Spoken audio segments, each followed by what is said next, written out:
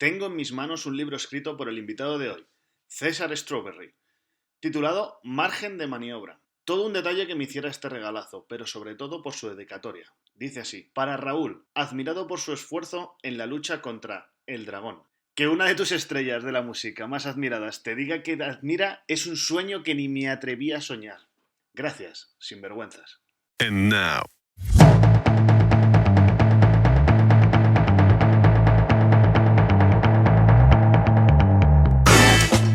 Sinvergüenzas, con Raúl Martín Moreno.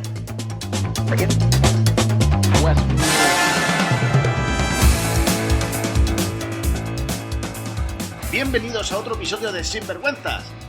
Todos son muy especiales, pero el de hoy un poquito más. Si no me conoces, soy Raúl Martín, autor del libro Vida, dame problemas, y te invito a que me sigas en mi cuenta de Instagram, @Raúl Martín Moreno. Si no lo haces ya, claro. Te cuento. Hace un año empecé con esta locura del podcast, para contar toda mi experiencias similares, y así inspirar a las personas. Normalmente los temas tabúes y el miedo al juicio hace que nos dé vergüenza hablar de temas que no forman parte ni más ni menos que de una cosa que se llama vida.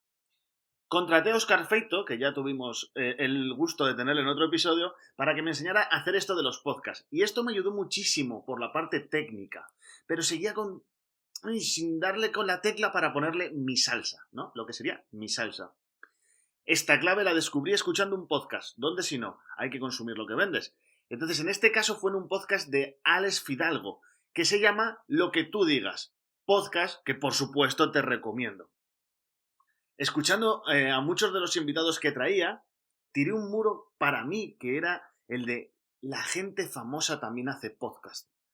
Gracias a esto me atreví a escribir al Dr. Martín Loeches, uno de los mejores capítulos del podcast, y al salir en su podcast yo tenía la certeza de que estaba abierto a ello, ¿no? De que era una persona que estaba abierta a salir en podcast, pues había salido en otro podcast. Si me hubiera salido mal, seguramente hubiera vuelto a mi creencia anterior, pero por suerte tuve una respuesta positiva. Esto me hizo venirme arriba y pensar en grande. Por supuesto, en este programa hay personas de todo tipo, y no han tenido que hacer nada especial para estar aquí. Solo tener una historia interesante o inspiradora y que hablen sin vergüenzas. Es el único requisito, hablar sin vergüenzas. Total, que empiezo a escribir a personas sin miedos de si será famoso, si me dirá que sí, si me dirá que no. Empiezo a escribir. Con algunos, como el caso de hoy, me he llevado una gratísima sorpresa, pero gratísima. Y con otros, pues me llevo alguna que otra decepción. Pero me voy a quedar con estos, con las sorpresas, con las gratísimas sorpresas. Así que gracias, Alex, porque sin tu inspiración no hubiera sido posible. En el año 95, con apenas 10 años, escuchaba un grupo que me hacía a mí mucha gracia, pero que con esa inocencia no tenía ni idea de lo que decían. Pero lo cantaban los mayores. Teníais que ver la cara de la gente cuando escuchaban a un niño de 10 años cantar Alzheimer o coprofagia. De mayores he seguido escuchándolos y aunque me he alejado ya un poco de su línea, siguen pareciéndome espectaculares. El grupo es Defcon 2 y su líder es nuestro invitado de hoy, César Strawberry. Antes de dar su descripción oficial, quiero dar un poco la mía, ¿no? Es un tipo que a los ojos entrenados de un humano medio sería un perro flauta. Calvo, con perilla, lleno de tatuajes, la perilla le llega hasta el pecho. Sin embargo, es de las personas más cultas que he conocido. Tiene la carrera de Bellas Artes, ha escrito varias novelas y precisamente toda esta cultura hace que los que quieren destruirle desde el poder acusándole de delito de odio y enaltecimiento del terrorismo, que no es moco de pavo, se las han dado con un muro porque no es tan gilipollas como pensaban por su aspecto. Aún así, lo fácil es echarte a un lado y cuidar de tu salud. Pero si algo nos enseña César es a luchar por lo que es suyo, por lo que es tuyo, en tu caso, a luchar por ti. A que si tú quieres algo, ni nada ni nadie te puede frenar. Y, como siempre, sin positivismo barato. Ni siquiera esto, ni siquiera que te dé enaltecimiento del terrorismo. Pues no, él tira para adelante. Te puede gustar más, te puede gustar menos, estar más o menos de acuerdo con sus ideas políticas. De hecho, yo ahora mismo no lo estoy. Pero si le escuchas con una mente abierta, descubrirás una persona luchando por lo suyo y siendo ejemplo e inspiración para muchos otros.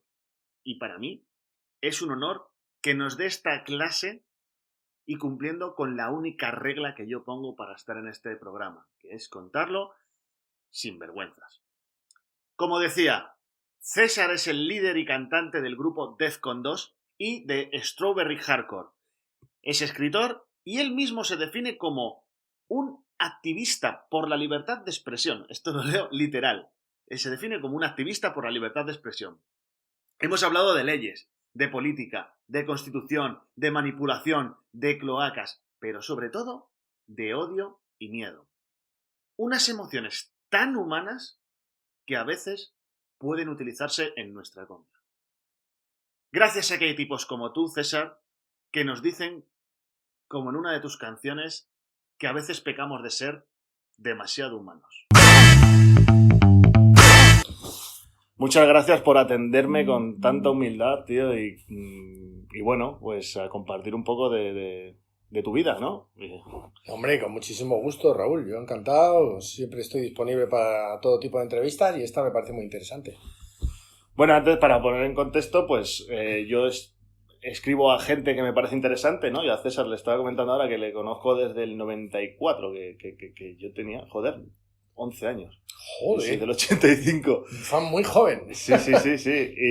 Y claro, eso, que cantábamos las canciones, ¿no? Fue justo cuando sacaste el Alzheimer. Y fíjate, yo creo que no había ni Alzheimer ahí en España, no sé, no el recuerdo. 94 era armas para el pueblo, yo creo. Que era el 95 es el Alzheimer, sí. Sí, 95, decía, esto se ha grabado entre diciembre del 94 y enero del 95 en los estudios Vox de Madrid. Lo sabes, tío. Así era. Y... Por eso hace 25 años se cumple este año, precisamente, del Alzheimer. Toma ya, madre mía, es impresionante. Pues, claro, yo tenía mis recelos, ¿no? Pues bueno, pues quien te conozca, ¿no? Sabe, y quien no te conozca, pues te puede buscar en fotos o lo que sea. Yo aquí te estoy viendo ahora mismo, ¿no? Un tío normal, pero bueno, con sus tatuajes. Ahora está mejor visto, ¿no? O más normalizado, ¿no? Con una barba color caoba, ¿no? Sí, pero eso es para tapar las canas. Para tapar las canas, ¿no? Y rapado entero, ¿no? Bueno, podría pensar incluso que me estoy juntando con un terrorista ahora mismo, ¿no? Bueno, de hecho alguno lo puede pensar, ¿no? Los terroristas no van así. ¿Dónde has visto tú un terrorista rockero? Eso es un invento. Los terroristas no se disfrazan de rockero, no hay ningún caso en la historia. No, pero bueno, que me refiero que... Mira, una cosa que quería yo hablar contigo, que además no lo he hablado antes en la conversación esta que hemos tenido. Quería hablar contigo de odio, tío. Estaba yo pensando, digo, joder, porque ahora valoro mucho el tiempo sobre todo desde que soy padre, valoro mucho el tiempo de la persona que tengo delante y le he dado muchas vueltas a la cabeza de qué hablábamos y me gustaría hablarte de odio. Fíjate, esto del terrorista, que te he dicho así en plan de broma por lo que ya podemos saber. ¿Tú estás condenado por delito de odio? ¿O? Estoy condenado por delito de odio. Lo que pasa es que el delito de odio es un delito... bueno, primero hago un inciso. Discúlpame si hablo como un abogado, porque ya a base de los líos que he tenido, al final a veces acabo hablando como un abogado. El delito de odio es un delito que surge en Europa para prevenir y evitar el avance de la ultraderecha, sobre todo en Alemania y en los países del este, las ex repúblicas de la órbita soviética, ¿no? Donde empieza a surgir una xenofobia muy radical. Entonces, cuando cae el muro y todo esto.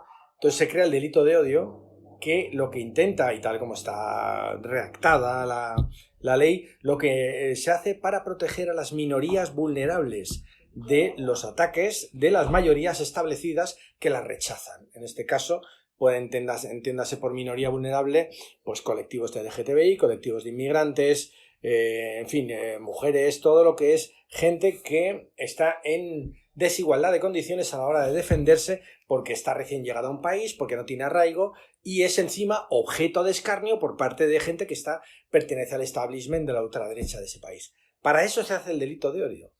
Lo curioso es que, claro, esa ley que se desarrolla para proteger a los débiles frente al acoso de los poderosos, resulta que en nuestro país, pues bueno, vulnerando absolutamente todas las leyes europeas, lo que se le da la vuelta y se da la vuelta a esa ley y se utiliza para eso, para que los poderosos puedan atacar y perseguir a los débiles, precisamente a las personas para las cuales se desarrolló la ley. La ley se desarrolló para proteger a los débiles y colectivos vulnerables. Y de repente, lo que se hace en España es que se utiliza, por ejemplo, hay casos de odio a la policía. La policía aplica un delito de odio a la monarquía, odio al ejército. Y hay gente a la que se ha encausado por eso.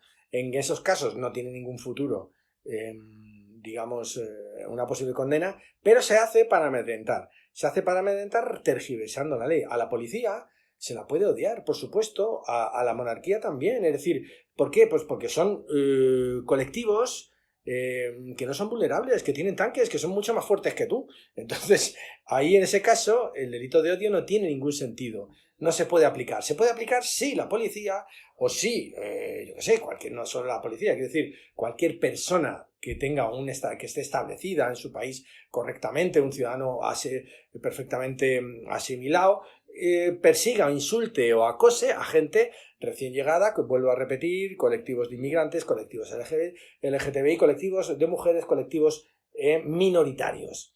Pero en España se vive ese dislate loco en el cual la ultraderecha utiliza la propia ley que intenta proteger a los débiles para atacarlos. Ese es el caso. Dentro de eso es donde como se puede entender, mi condena, que por supuesto mi condena es una condena política, es una condena que dicta el magistrado Marchena, que es en este momento objetivo de muchos análisis por parte de la ley, los legisladores europeos, porque es una persona impregnada, que impregna sus dictámenes de ideología y que además ha sido ya ha recibido varias reprimendas y digamos varias condenas por parte del Tribunal de Derechos Humanos de Estrasburgo por aplicar la ley de modo arbitrario. Entonces, en ese caso, mi condena solo se puede entender dentro de lo que es la arbitrariedad de un magistrado cuestionado desde la Judicatura Europea, y no me cabe duda de que mi caso, en este momento mi caso está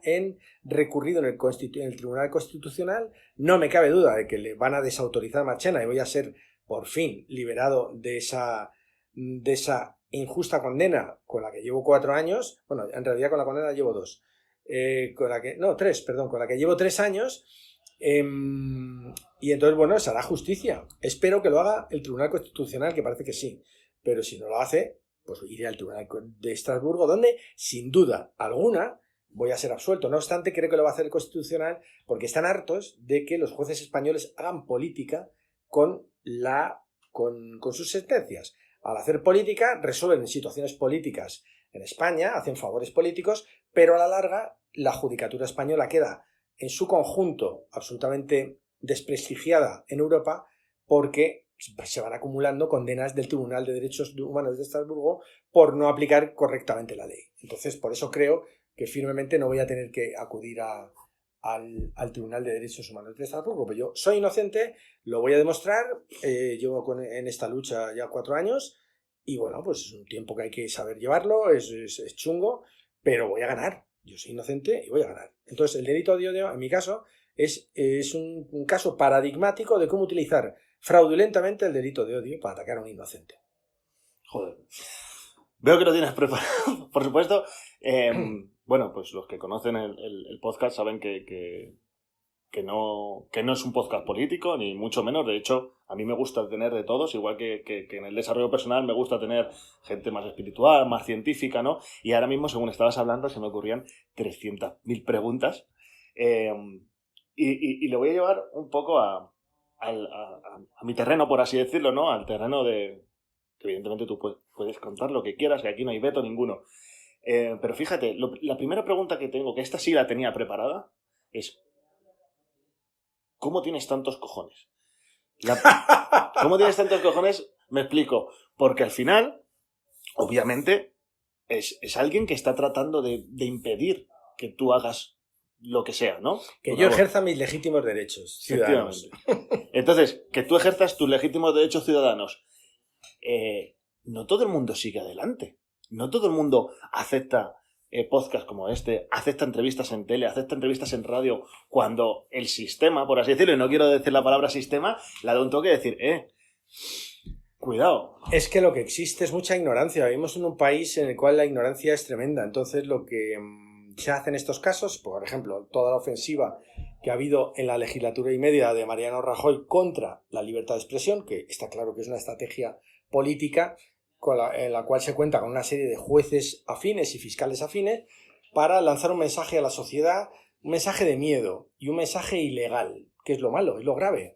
El mensaje de persecución que se ha lanzado a través de condenas ejemplarizantes, es decir, utilizando la justicia para ejemplarizar, que ya es algo bastante dudoso, de dudosa legalidad. Esa ofensiva que se desarrolla contra muchísima gente, pero voy a mencionar los más claros, los casos más conocidos: Valtonyc, Pablo Hasél, Cassandra Vera, el colectivo La Insurgencia, que son chavales que hacen canciones y que a los que se les intenta aplicar delito de odio, de hecho se les aplica, y también delito de enaltecimiento del terrorismo. Entonces, con esos dos delitos, el primero ya lo he explicado, el segundo, el enaltecimiento del terrorismo, es un delito, curiosamente, que ya en su redacción se percibe como deliberadamente ambiguo. Es decir, no se dice que es claramente enaltecimiento y que no lo es, sino que se deja a juicio, digamos, que decida el juez de cada caso. En vez de especificarlo, es esto, es lo otro, no. Se deja muy abierto el concepto de enaltecimiento, de modo que, como la mayoría de la judicatura española es conservadora o ultraconservadora, de hecho la asociación mayoritaria de la judicatura española es conservadora, pues entonces ya se garantiza que la interpretación jurídica va a ser mayoritariamente ultraconservadora, con lo cual pueden desarrollar esta ofensiva. Tanto Valtonyc como Pablo Hasél como el colectivo de la Insurgencia, Cassandra Vera ya fue absuelta, el caso Nahuel también, que fue absuelto, es decir, hay un montón de gente que esto lo que se hace es amedrentar, con esos casos se ejemplariza, se amedrenta a la población y en muchos casos ni siquiera se llega a condenas, como es el caso de Cassandra o de Arcais Terrón, por ejemplo. Son casos que se lanzan, es lo que se llama penas de banquillo. Es decir, o denuncias de castigo, también se las llama. Si yo te denuncio para exponerte públicamente como una persona, denostar tu imagen pública, que quedes fatal, te llamo de todo, cosas que completamente alejadas de tu realidad, como ha sido mi caso, y entonces tú, pues, aunque luego seas absuelto, ya te quedas con ese estigma de que has sido acusado de algo. Eso es una táctica inquisitorial propia de sobre todo de dictaduras y teocracias, y no es propio de una democracia europea, menos aún de una democracia que pertenezca a la Unión Europea. Pero Mariano Rajoy, a través de su ministro Jorge Fernández Díaz, que como todos sabemos hoy día está implicado en los casos de lo que se ha dado en llamar las cloacas del Estado, es decir, el informe PISA contra Pablo Iglesias, todo lo que es la utilización de las fuerzas policiales para perseguir a enemigos políticos, algo absolutamente ilegal que en cualquier país de Europa hubiera dado lugar a la dimisión de ese ministro y a la caída de todo un gobierno, pero en este país todavía va a tener una consecuencia jurídica, evidentemente. Villarejo ya está en la cárcel y es uno de los implicados también, parece ser. Entonces tendrá consecuencia jurídica, pero pasa mucho tiempo y aunque al final se esclarezca la verdad, de lo que se trata es de que quede en la sociedad la sensación de que tú eres culpable, de que algo habrás hecho, es decir, que la acusación, aunque sea infundada, ya de por sí se convierta en una condena para ti. Eso es lo peligroso. Por eso, yo que soy un hombre de genital pequeño, con respecto al abuso que has hecho, si te refieres con ello a que pueda tener más o menos perseverancia en mi defensa, es que me niego a ser acusado de algo que no he hecho, me niego en rotundo a claudicar ante un sistema que es absolutamente injusto, sobre todo porque mis derechos son derechos reconocidos en la Carta de Derechos Humanos de la Unión Europea, firmada por España en el 77, desde el 77, es decir, yo soy un ciudadano europeo que gozo de todos los derechos reconocidos por la Unión Europea. Si España quiere conculcar esos derechos, bueno, pues evidentemente lo estoy padeciendo, lo estoy sufriendo, pero la consecuencia a largo plazo va a ser mi absolución y la reprobación de España, que es lo que yo persigo. Y ya más que por mí, ya lo hago por los que vengan, porque es que me niego, me da mucha rabia cuando veo que en el fondo ese mensaje de culpabilización de la gente por lo que haya dicho, por lo que se acaba convirtiendo en un mantra que hace que la gente se calle. La gente ya se calla y se autocensura. No vaya a ser que me pase lo que a este. Eso, que un ciudadano renuncie a ejercer sus legítimos derechos por miedo, es algo muy peligroso que hace que una democracia pierda toda su calidad. Tener una ciudadanía amedrentada por persecuciones policiales y legales para que no ejerza sus derechos es algo que podrías ver normal a lo mejor en países del tercer mundo, en Arabia Saudí, incluso en Turquía, un país que supuestamente está muy próximo a Europa, pero que con Erdogan, ha cometido unas atrocidades a nivel de derechos humanos y de libertades tremendas. Pero en España, pues en España eso está pasando, lo hemos visto con toda la información que ha salido en cuanto a las cloacas del Estado, sobre todo lo que ha destapado la periodista de Público Patricia López, pero es que además mi caso el mío concreto, pertenece también a ese apartado de las cloacas del Estado, porque a mí se me detiene 5 días antes de unas elecciones que se vaticinan poco proclives al partido en el gobierno, que esto es soy detenido el 19 de mayo del 2000, ¿del cuál? 2005, perdón, 2015, que estoy gaga, que antes de las elecciones en que ganó Carmena, entonces para perjudicar a la izquierda, dado que yo he tenido algún vínculo amistoso, pero también de que me ha hecho alguna entrevista cuando tenía su programa con Pablo Iglesias, que encaja perfectamente con el informe PISA y todo esto, se me detiene a mí y se me expone públicamente como un supuesto terrorista. Cosa completamente estúpida que solo un idiota como cualquier persona de las que ha encabezado estas persecuciones puede creerse, porque la ciudadanía, la gente que conoce mi grupo, la gente que me conoce de hace más de 30 años, sabe que eso es falso.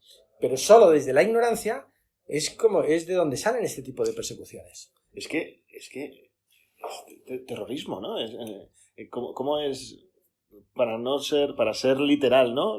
Es enaltecimiento del terrorismo. Enaltecimiento del terrorismo, sí. Que es una cosa seria. Que sí. O sea, que me refiero, que por ahí venía la pregunta de cómo tienes tantos cojones de... Oye, es mentira, no sería... es mentira, porque cuando eres un ciudadano que lo que eres objeto de una persecución por parte del Estado, una persecución ilegal, lo que tienes que hacer es denunciarlo. Lo que tienes que hacer es, a partir de ese momento, que es lo que he hecho yo, poner todo tu empeño en trabajar para que sea reconocida tu inocencia dentro o fuera de España y para que se repare tu imagen pública. Pero tampoco se te podría juzgar si de repente dijeras, bueno, pues me echo a un lado, que esto pero es que es peligroso. Yo no me he querido echar a un lado, porque evidentemente la política del miedo consiste en eso, en que tengas miedo y no defiendas tus derechos. Y lo que hay que hacer es defender tus derechos.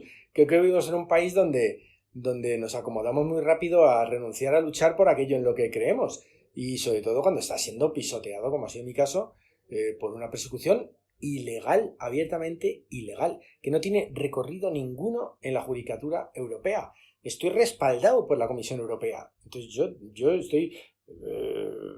tranquilo a largo plazo, pero evidentemente a corto plazo es muy complicado llevar una vida así, tal y como es mi caso, en el espectáculo, que constantemente aparecen las fuerzas de ultraderecha, es decir, que no toques, que seas objeto de censura, que tienes que aguantar insultos, tienes que aguantar descalificaciones, pero también, no en vano, ya he puesto una demanda contra el Ayuntamiento de Madrid por la suspensión del concierto del 5 de julio en este mismo barrio, en el barrio de Tetuán, en Madrid, y por muchas otras conculcaciones de mis derechos fundamentales, que han sido admitidas a trámite y que también van a tener un recorrido largo en juzgados, pero que lo que hay que hacer es defenderse. Esto es todo ilegal.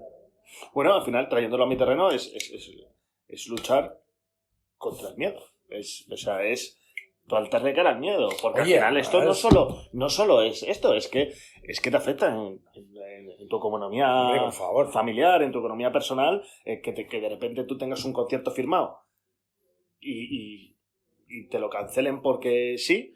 Esto te afecta. Eso además, por ejemplo, eso atenta contra el derecho, artículo 35 de la Constitución, por eso te digo que ya hablo como un abogado, porque el derecho al trabajo, derecho a la propia imagen, derecho a la no discriminación, todo eso son derechos que esta ultraderecha que ahora ha llegado al poder en determinados ayuntamientos, pues quieren desoír la ley y creen que pueden hacer lo que quieren. No lo pueden hacer. Yo este recorrido, llevo 4 años de persecución, lo he pasado fatal y lo sigo pasando fatal cada vez que hay una nueva cuestión, un nuevo giro en mi caso, lo sigo pasando fatal, muy mal. Pero claro, tengo que seguir. Es decir, yo ni soy valiente, ni mucho menos. Yo lo que soy es que me niego a que 4 mindundis que no tienen ni idea de lo que soy y de lo que hago hablen de mí, de mi carrera y de mi grupo como les dé la gana, porque es algo completamente fuera de lugar. De hecho, víctimas del terrorismo como Eduardo Madina o como Pilar Manjón han salido a defenderme. Quiero decir que abogando por mi absolución. Quiero decir que es que yo cuento también con muchísimos partidarios y gente que se ha juntado, porque esto es una vergüenza. A nivel personal lo he llevado muy mal y me ha obligado a muchísimas renuncias, sobre todo por no arrastrar a más gente, en este caso, porque pones de alguna manera en peligro a mucha gente.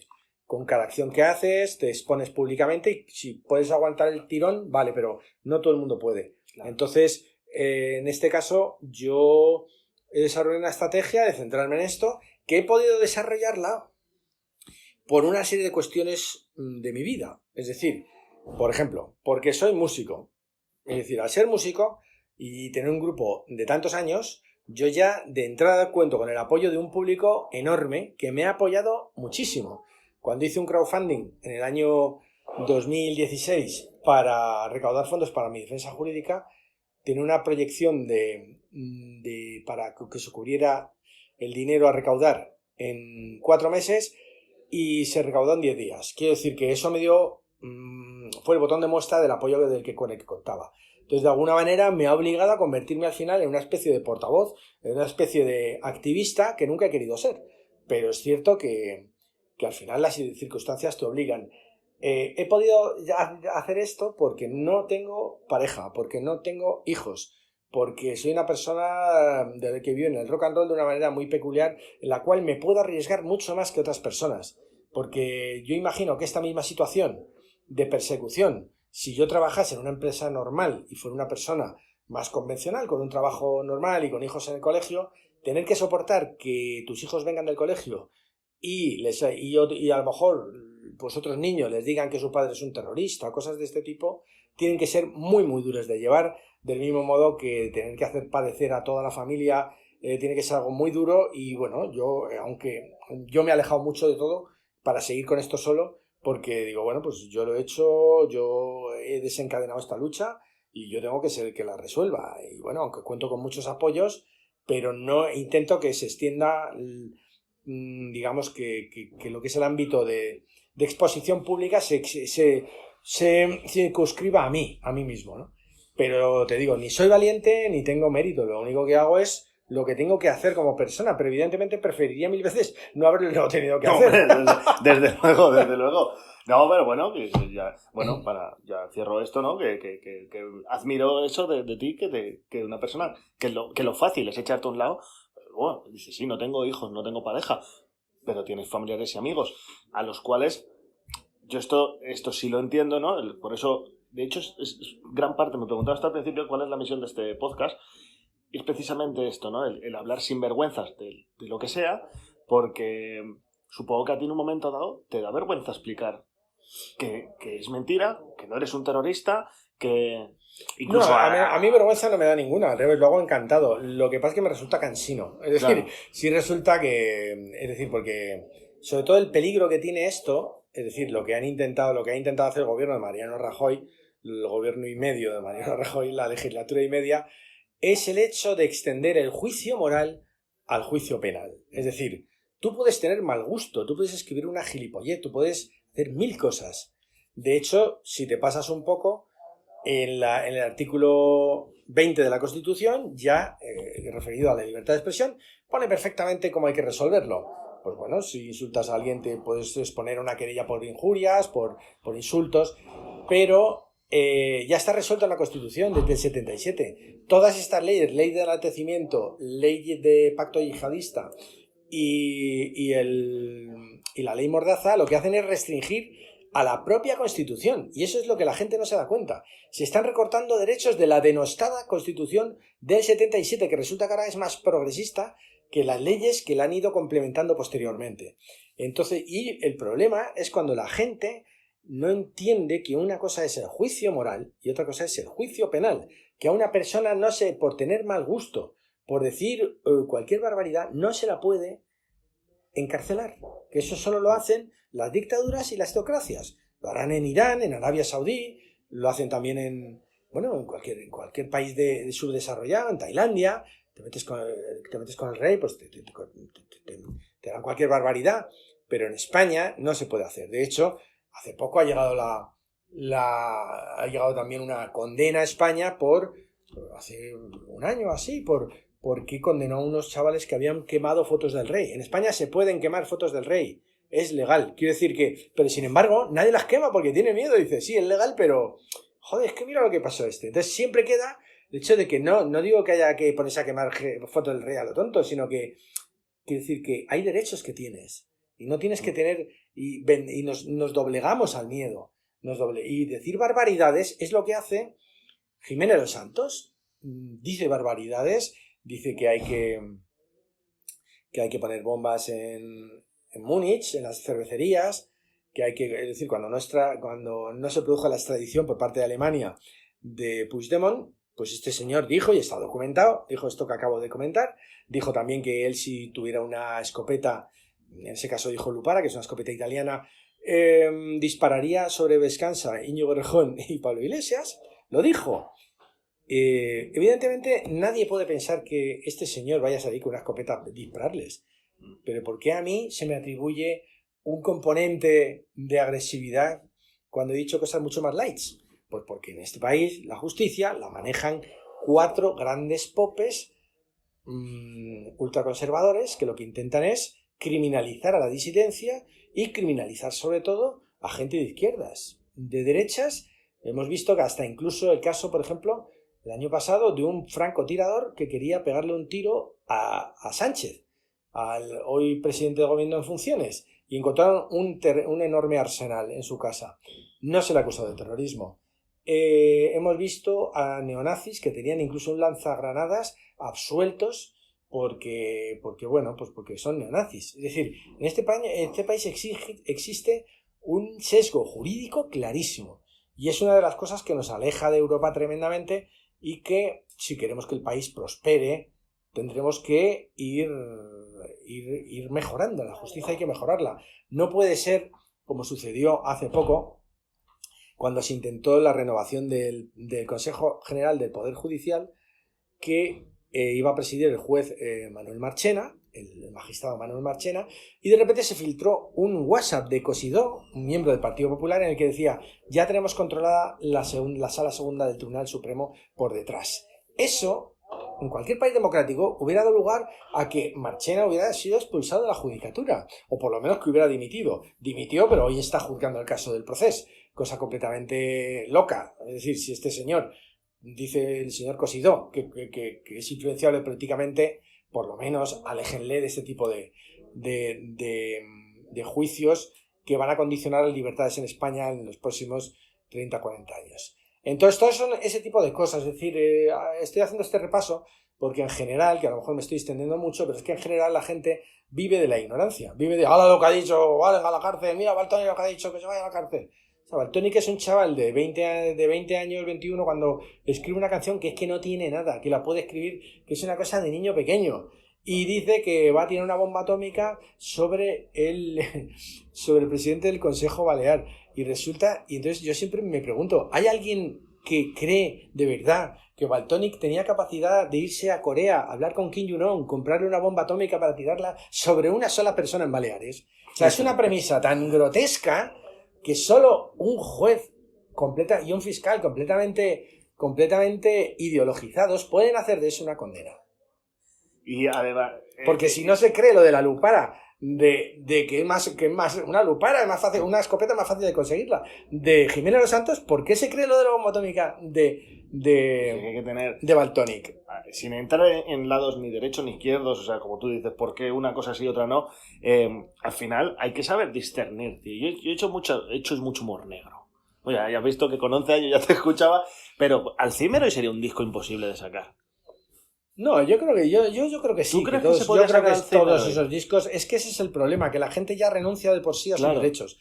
Porque ya decimos, bueno, pues mejor me callo. No hay que callarse, hay que defender, porque ese disco no tiene nada, ningún disco de Defcon 2 tiene nada que se le pueda. De hecho, vamos, que son cosas que llevan 30 años esos discos ya ahí. Sí, pero intentamos, parece que estamos luchando contra el odio, parece que estamos luchando contra el miedo, y si te fijas, cada vez hay más odio, cada vez hay más miedo. Y yo dejé de ver noticias, muy guiado por un maestro mío, ¿no? Y lo intenté hacer lo más posible, no lo consigo, porque yo cada vez que veo las noticias, se supone que se persigue el odio, que se persigue el miedo, y yo veo las noticias, veo que... Mira, yo no creo que haya más pongo odio, mala yo ahí hostia. discrepo, no creo que haya más odio. Lo que hoy existe son los medios de comunicación mucho más accesibles a todos. Es decir, si dos colegiales pegan unos bofetones a un niño en un colegio, por ejemplo, de Malasia, tú en tiempo real lo puedes estar viendo aquí. Eso genera que haya una visibilidad de la violencia en tiempo real que es espeluznante. Pero es que siempre la ha habido. Es decir, la violencia siempre la ha habido. Lo que no ha habido es la visibilidad. Entonces, ahora nos llega en tiempo real y nos creemos que estamos peor que nunca. No estamos peor que nunca.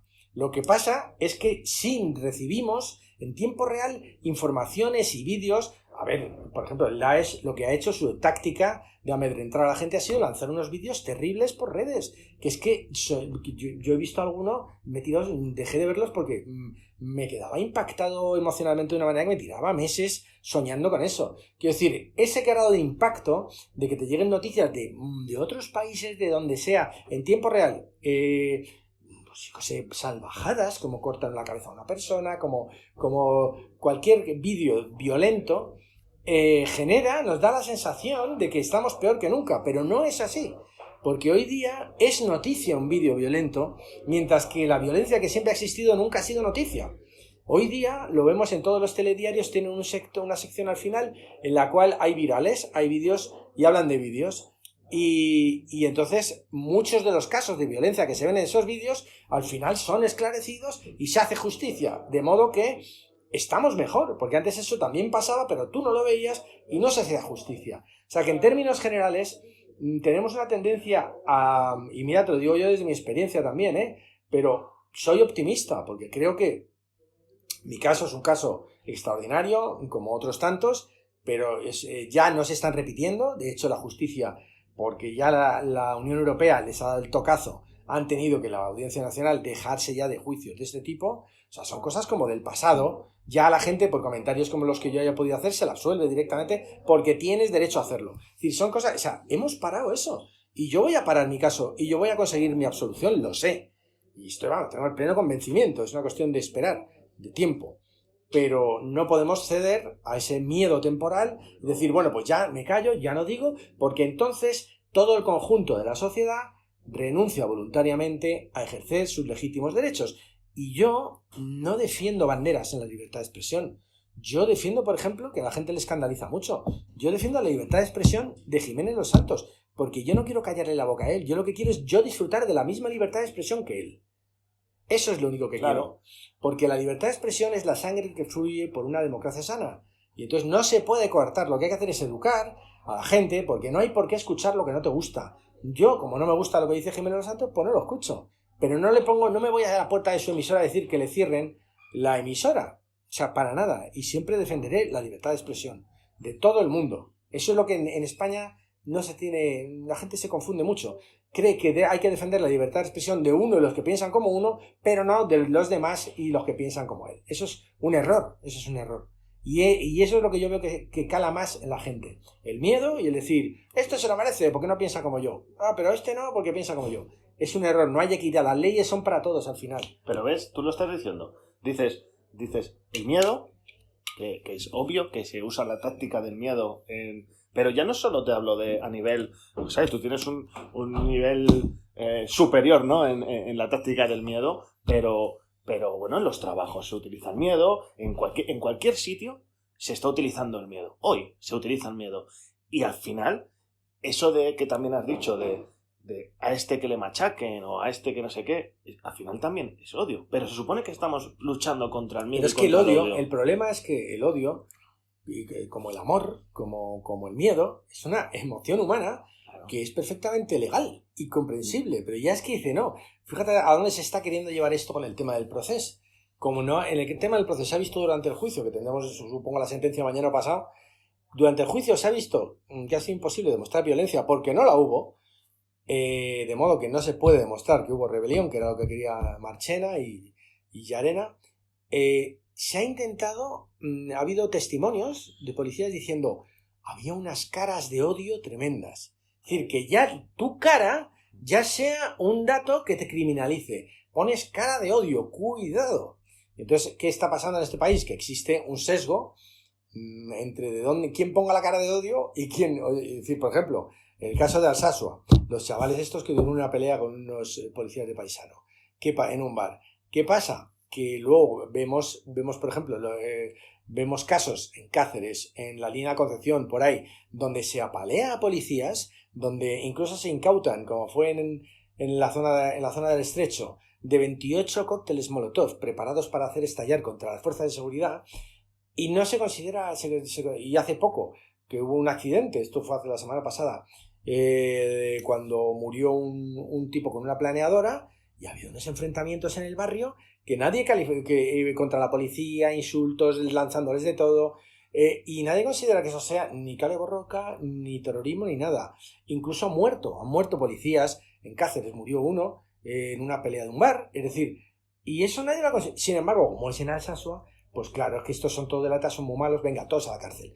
Ese es el problema. La justicia no es así. La justicia, como lo que decía antes de Jiménez Los Santos, tiene que ser para todos y para todas. No puede ser solo para los que piensan como tú. Y en ese caso, el concepto de odio no se puede utilizar solo para determinados casos y para otros no. Es decir, ¿qué pasa en la línea? ¿No están odiando a la policía cuando les están persiguiendo con cócteles Molotov? No, porque es que son narcotraficantes. Ah, vale, entonces no es lo mismo. Y hay casos de apaleamiento de policías, pero no se juzgan igual. Ese es el problema.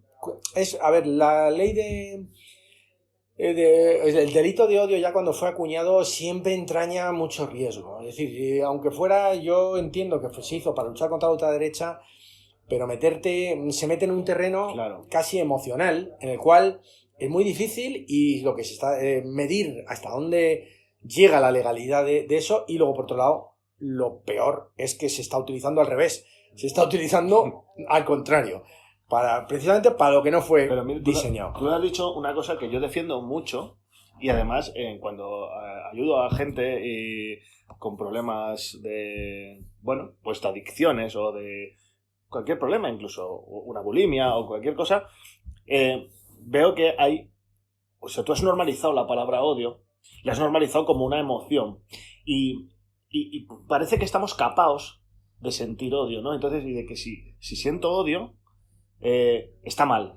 Entonces, detrás de todas estas enfermedades, pues como la que tuve yo, de adicciones y tal, hay muchas veces odio incluso a nuestros padres, a nuestros familiares, pero no quiere decir que los odies, sino que hay una parte en la que has sentido odio y como lo tienes capado, pues te castigas con ciertas cosas. Donde llega la perversión de lo que están haciendo, que es pervertir términos que pertenecen al ámbito de las emociones humanas. Y decir, cuando se habla de odio, en el delito de odio consiste en perseguir fehacientemente, por ejemplo, a un inmigrante para darle una paliza, o para desprestigiarle o poner carteles por la calle diciendo puto inmigrante o lo que sea. Es decir, o en el caso de los LGTBI o tal. Esos son los casos. No odio es que usted odia a... que es lo que se está haciendo, vuelvo a insistir, a la monarquía.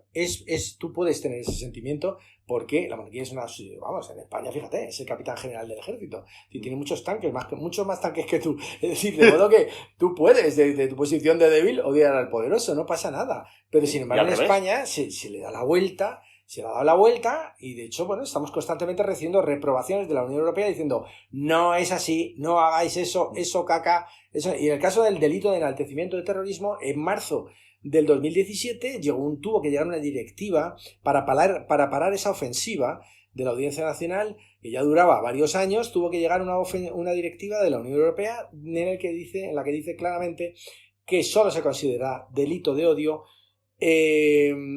delito de enaltecimiento del terrorismo, cualquier acción que vaya encaminada, que desemboque en un acto de violencia fehaciente y demostrable contra alguien. Es decir, ninguno de los encausados y condenados en España responde a esa descripción. O sea, no ha sido así. En el caso de los chavales de la insurgencia, por hacer unas cancioncillas que no tuvieron ninguna repercusión, quiero decir, encima. Y hay un término muy curioso que hay en esa sentencia que dice: existe un riesgo abstracto de violencia. O sea, un riesgo abstracto. O sea, que no existe riesgo. ¿Eso qué es? ¿Como una paja mental? O sea, ¿eso qué es? ¿Qué viene a decir? Que jueces, gente que ha estudiado muchos años leyes, y fiscales, y manejen esos términos ambiguos. Riesgo abstracto. Puede que sí o puede que no. Es decir, que es una persecución ideológica. Entonces, todo eso es ilegal. Y en el caso de esto, es decir, lo que está diciendo, la popularización de ese tipo de frases, de palabras, de la mala utilización de ese tipo de conceptos, lleva a que la gente viva en una confusión absoluta, que no sepa qué es odio, qué no lo es, qué es delito, qué no lo es, que eso es lo que se llama inseguridad jurídica. Es decir, te sientas mal por sentirlo. Exactamente, y que la ciudadanía no sepa qué es realmente lo que está bien y lo que está mal. ¿Por qué? Pues porque hay sentencias contradictorias que salen del mismo ámbito. Por ejemplo, la Audiencia Nacional unas veces absuelve, y a gente que, en el caso que ha hecho, como por ejemplo, a gente que ha hecho cosas peores que yo, como por ejemplo Jiménez Los Santos, no le pasa nada. ¿Por qué? O sea, eso es lo que la gente crea confusión. No. Crea confusión. Claro, sí, bueno, pues yo a lo que quiero invitar, y ya no te voy a robar más tiempo, es a hacer lo que te salga de los huevos, ¿sabes? Y que cada uno haga lo que le salga de los huevos mientras no haga daño a nadie. Sobre todo hay una cosa que es el respeto. El respeto por el prójimo. Yo creo que es una cosa que es fácil de entender, pero también hay que entender. En este país el problema es que digamos que la serpiente de la represión tiene dos cabezas. Por un lado está este sector ultraconservador de la Audiencia Nacional, de los ultraconservadores del Partido Popular, y por el otro lado está la otra cabeza que tiene la serpiente, que es la de la corrección política, que también desde la izquierda hay sectores que están alimentando la misma represión a que temas decir cosas. Cuidado, se está reprimiendo humoristas. Por ejemplo, esta semana misma David Suárez se le ha suspendido una actuación en Murcia porque dice barbaridades. Bueno, pero es que por eso mola, por eso la gente va a verlo, porque son barbaridades que las dice pero no las hace. Es decir, una cosa es decir y otra cosa es hacer. Solo las dictaduras y las teocracias confunden palabras y hechos. Yo puedo decir muchas cosas que jamás haré, porque para eso está la palabra, la imaginación. Rambo en sus películas no mata de verdad. O sea, no mata de verdad. A ver si alguien se entera. Es que ahora parece ya que incluso, o sea, se está llegando a una perversión en la cual, por ejemplo, se están ya en Estados Unidos, todo esto viene de Estados Unidos, se están llegando incluso a cuestionar a Tarantino, que es que trata muy mal la figura de la mujer en sus películas. O sea, se está entrando y entonces ahí es donde la izquierda y la derecha se dan la mano en la represión, y en medio tú, el ciudadano o la ciudadana, que no sabe muy bien qué hacer. Entonces, es decir, me parece muy preocupante cuando se criminaliza la ficción. Se criminaliza una obra de títeres, se criminaliza, es decir, ¿pero qué estáis diciendo? ¿Qué locura es esta? Y ese es el peligro. Cuando la gente, ya yo lo veo en Twitter, incluso en que yo escribo alguna coña, y dicen, tú con lo que te ha caído, tío, cállate ya, que a ver. O sea, la gente asume que es mejor callarse. Claro. Y de hecho yo me he callado muchísimo, vamos, reconozco, me he callado muchísimo. Normal, es que no debe ser fácil, pero vamos, me parece que eres todo un ejemplo de independientemente de lo que pueda pensar cada uno, de ir a por lo suyo, de defender lo suyo. Pero si es que son los derechos de toda una sociedad los que están en juego, no solo Sí, los pero tú míos. sabes que no es normal hacer lo que has hecho tú. Y lo sabes de sobra. Por eso eres un referente. Por eso hay gente que te sigue. Por eso hay gente que no que te siga por esto, sino que te diga, pues yo no me callo porque César no se calló. Pero si a lo mejor tú Pues te hubieras ojalá, callado... Ojalá. Claro. Pero te digo, cada vez va calando más, que es lo peligroso, esa censura que va imponiendo la derecha y la izquierda juntos, de la manita, aunque se lleven fatal. Pero luego en el fondo, en temas de libertad de expresión, Unos porque Arévalo dice maricón. Otros porque, ¿sabes? Porque, en fin, siempre estamos en el caso, Sí. no, porque Valtonyc es que es muy malo, que Valtonyc es un chaval más majo que es un chaval de pueblo al que le han metido en un lío monumental y le han, no digo que le han arruinado la vida porque él es un tío inteligente, le está sacando partido y está viviendo en Bélgica, pero de hecho ya han denegado otra vez la extradición porque todo es ilegal y va a ganar. Pero también se ha tenido que enfrentar a una situación en la cual, lejos de su familia, exiliado en otro país, son cosas muy locas. Y en este país hay torturadores en la calle y resulta que Valtonyc tiene una condena de 3 años y medio. O sea, por hacer una canción. O sea, es que se dice en Arabia Saudí, tendrá que ser. No, en España. Es peligrosísimo. Es muy peligroso lo que estamos. Y sobre todo cómo la gente se doblega a ello. Y gente, yo veo a veces que hago chistes comento algo de coña y dicen, no digas eso. Y miras alrededor, a ver si te ha oído alguien. Eso es propio, es lo que pasaba en la Alemania de la República Democrática Alemana, que lo vimos en la película La vida de los otros, ¿no? Que te espían a ver qué dices y a ver si te van a llevar a la cárcel. Y se espía de verdad. Es que es increíble. Se espía de verdad. Pero eso es ilegal, porque eso se llama investigación prospectiva y en España es ilegal. No te pueden espiar para ver qué haces. Cuando hay un delito hay que perseguirlo, pero no se puede espiar a la gente a ver si comete algún delito. Pues en España se hace con una arbitrariedad y una constante... Se hace de modo constante. Y además no se mira por lados, o sea que No. lo ves que sale uno y tiene conversaciones grabadas y pues... Es que la gente tiene que enterarse de sus derechos y tiene que enterarse de cómo son las leyes. De hecho, estos días, mañana tocamos en Leganés, el Partido Popular, o sea, insultando. Les he notado un poco que han tenido más cuidado porque ya les he puesto una demanda, he notado en sus comunicados porque ya han puesto y sus declaraciones, he puesto una demanda contra el Ayuntamiento de Madrid que ha sido admitida a trámite, como he dicho, por lo de Tetuán de Julio. Entonces ahora tienen un poquito más de cuidado, ¿no? Pero porque ya se ve que anda, porque es ilegal, tú no puedes. Porque, a ver, yo en este caso sigo al grupo. Pero yo ahora no me planteo ir a un concierto por mi situación familiar, porque tengo un crío y porque, bueno, pues no voy a dejar a mi crío ahora con 6 meses solo para ir a un concierto. Pero yo sabía que tú tocabas mañana en Leganés. ¿Por qué? No porque haya dicho voy a ver cuándo toca Defcon 2. Es porque he visto que Vox ha querido que no sé qué, que el PP ha querido que no sé qué. Me da igual, el partido, te digo, me da igual. Es que es pero que yo me entero de tus conciertos porque yo te quiero vetar. De lo que estás hablando es de lo que se llama el efecto Streisand. Es decir, la única redención de todo el sufrimiento que se pasa con esto es precisamente esa, el efecto Streisand. Porque se basa en una cosa que le pasó a Barbara Streisand en los años 70. Y consiste en que el poder quiere silenciarte y al intentar silenciarte genera tanto ruido que lo que acaba es dándote más difusión. Eso nos está pasando a nosotros ahora constantemente. El otro día estuvimos en Lugo, el fin de semana pasado, en las fiestas de Lugo. También PP montó un pollo, una polémica, se mantuvieron firmes porque es ilegal. Además es que es ilegal porque hay una cosa que es la censura previa que está prohibida por el artículo 20.2 de la Constitución. No se puede censurar a la gente. No, porque va a decir eso, ¿no? Cuando lo diga, pues le metes un paquete, pero si no, no puedes censurar a la gente. Entonces eso que hace el PP y Vox y todo es censura previa, con lo cual es ilegal. ¿Qué pasó? Pues que me ha pasado muchas veces ya.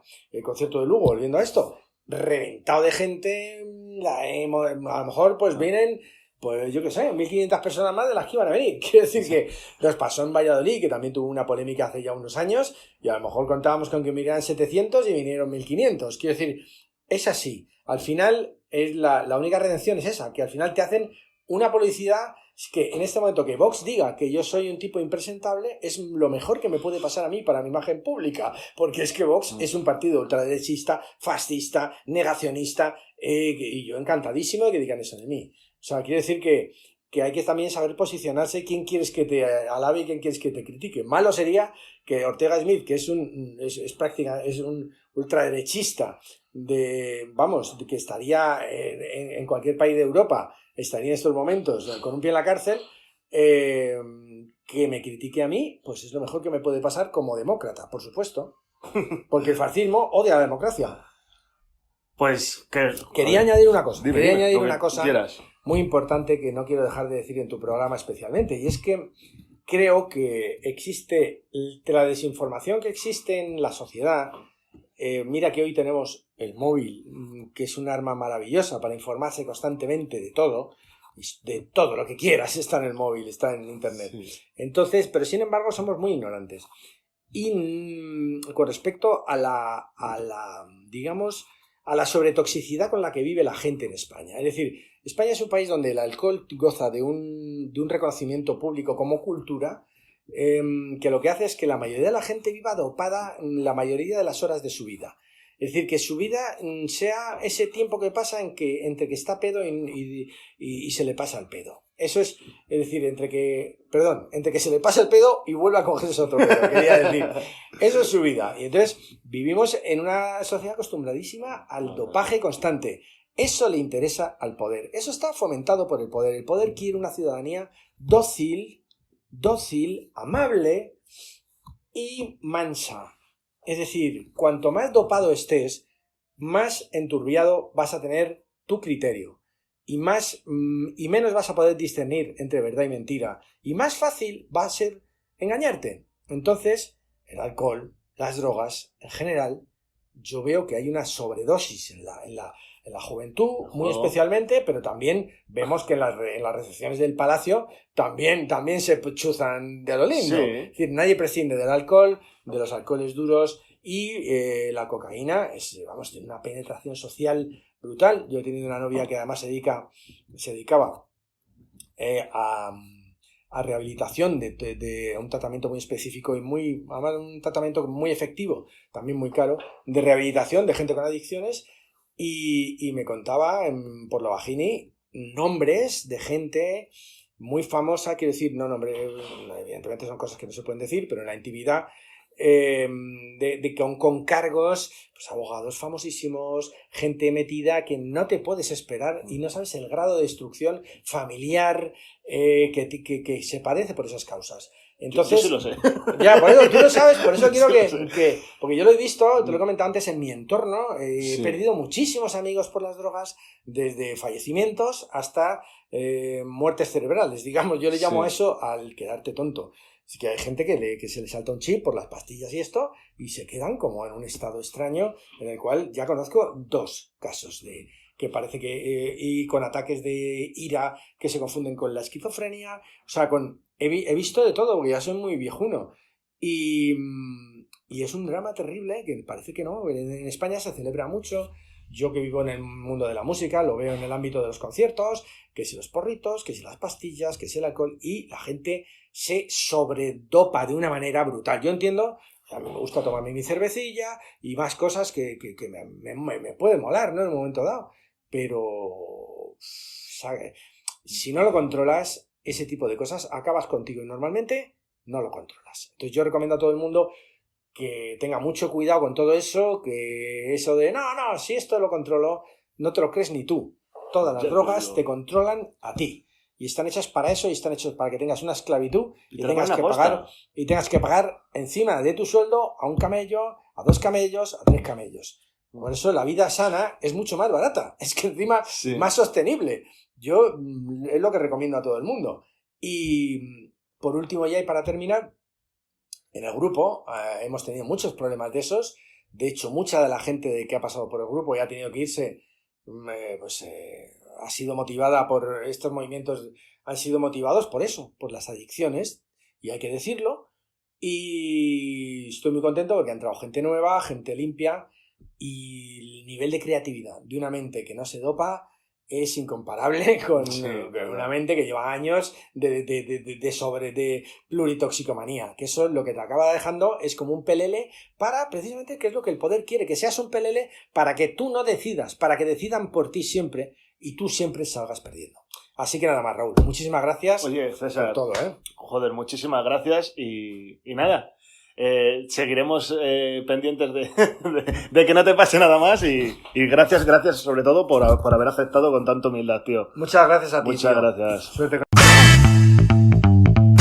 Y hasta aquí la entrevista con César Strawberry. Seguro que no te ha dejado indiferente y si lo has escuchado con mente abierta habrás aprendido un huevo, independientemente de tu ideología. ¡Ya no hay quien me pare! Tengo canelita fina preparada para los siguientes episodios. No puedo prometerte la regularidad y por eso te invito a que te suscribas en iTunes, en iVoox, en YouTube o en Spotify para no perderte ningún episodio. que por favor comentes qué te ha parecido, que preguntes lo que quieras. Y si lo consideras, me harías un favorazo poniendo en iTunes una reseña y una valoración de 5 estrellas para poder llegar a más gente e inspirarles. Nada más, te habló Raúl Martín. Recuerda seguirme en mi cuenta de Instagram, Raúl Martín Moreno. Repito, @Raúl Martín Moreno. Y te espero en el siguiente episodio. ¡Sin vergüenzas!